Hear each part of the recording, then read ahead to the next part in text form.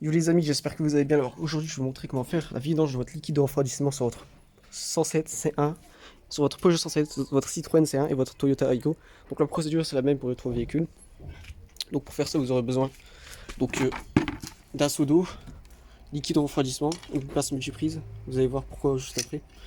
Donc le liquide de refroidissement, il existe plusieurs normes. Donc généralement pour les Toyota, c'est un liquide spécial qu'il faut. Donc pour les Toyota, c'est celui-ci qu'il faut. C'est vendu chez Noroto. Donc liquide, c'est celui-ci en fait. Toyota Lexus, plus 128 degrés, moins 37 degrés. Il vaut à peu près 12 euros. Après, chez concessionnaire Toyota, ils vendent ça. C'est 50 euros liquide long life. Il dure 120 000 km. Donc, c'est vraiment, quand on fait les calculs, ça revient largement moins cher. Et du coup, voilà. Et donc, pour faire ça, donc la première étape, il faut soulever le véhicule sous chandelle. Donc, pour soulever le véhicule, vous prenez les points d'ancrage que vous voulez. Moi, j'ai pris celui-ci parce que je trouve ça vraiment costaud comme point d'ancrage. Donc, il y a celui-ci qui est d'origine. Et il y a cette partie-là. Moi, je préfère prendre cette partie-là, c'est beaucoup plus pratique. Donc, dans un premier temps, qu'est-ce que vous allez faire? C'est que vous allez donc retirer cette partie-là, donc au moteur froid, bien sûr. Hein. Sinon, le liquide va sauter sur vous et vous allez vous cramer. Donc là, on peut voir que le liquide est vraiment sale. Ensuite, donc ensuite, ça. Donc le bocal d'appel d'air, pas besoin de le retirer. On va le vidanger après. Donc il suffit tout simplement de tirer cette jurite et vers le bas, de la faire couler dans le dessous, tout simplement. Donc maintenant, on va vidanger donc tout le moteur. Donc pour vidanger tout le moteur, c'est très simple. Il suffit tout simplement de prendre la pince multiprise, de passer en dessous. Donc en dessous. Et là, en fait, on peut voir en passant. En dessous, il y a le radiateur, il y a la durite supérieure. Il suffit tout simplement de passer. Donc de passer cette durite inférieure. Excusez-moi. Je vais la prendre avec la queue. Donc là, vous prenez cette durite et vous la reculez tout simplement. Donc d'abord, vous reculez le collier. Donc au maximum. Moi, c'est ma méthode. Et ensuite, ce que je fais, c'est que je tire la durite. Donc attention, je vous dis, là en tirant cette durite, il y a plein de liquide qui va couler. Donc attention à ne pas vous arroser.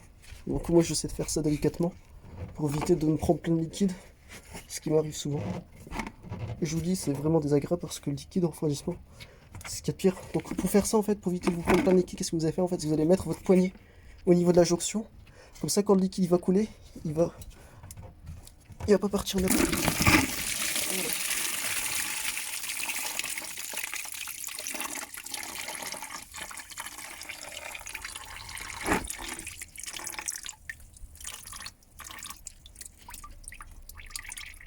Et voilà, nickel. Voilà, heureusement, pour après, il faut que je m'arrose pas trop. Et là, vous laissez couler, donc vous laissez couler le liquide jusqu'à temps que ça se vide.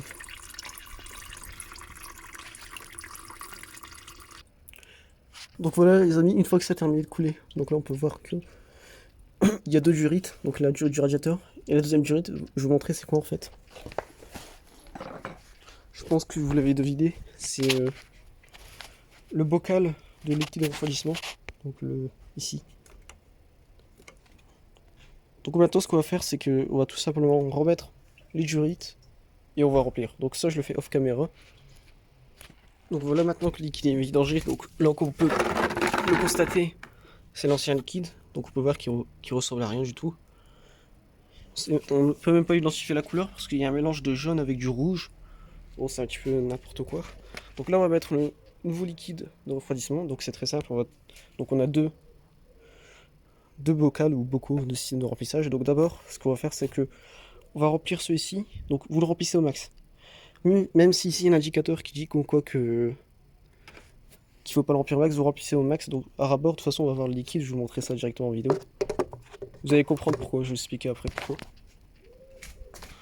Donc là, on dévisse celui-ci et on remplit tout simplement.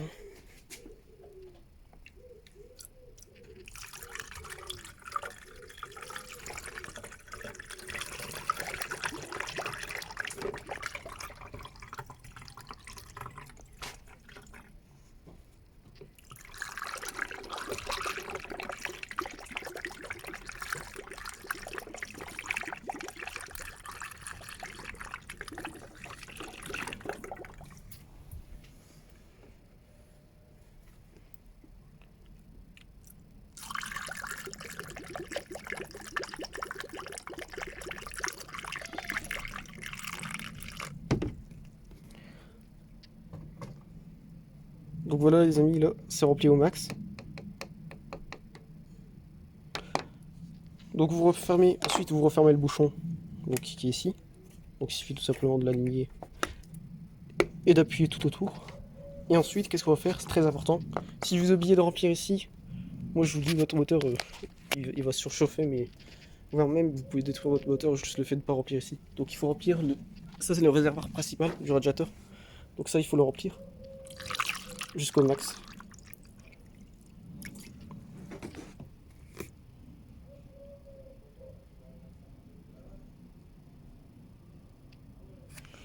Donc là il me reste à peu près ça comme liquide de refroidissement. Donc normalement 4 litres, ça suffit largement pour ces types de moteurs qui sont très petits de taille.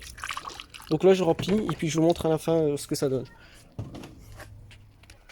Donc là c'est bon les amis, le liquide de refroidissement est rempli. Donc là on peut voir que le niveau il descend plus, donc c'est normal. C'est-à-dire que le radiateur est rempli. Donc qu'est-ce qu'on va faire en fait, c'est qu'on va retirer le surplus. Ensuite on va refermer le bouchon. Et vous allez rouler allez, environ 10-15 minutes avec le véhicule. Et qu'est-ce qui s'est passé en fait quand vous allez rouler? Le liquide qui est à l'intérieur de ce réservoir, il va être injecté dans le moteur. Et en fait dans les moteurs, c'est exactement le même principe sur les moteurs de Yaris. Donc c'est un système d'autopurge. Donc ça veut dire que sous pression là, le gaz il va partir. Et le circuit de refroidissement il va s'auto-purger.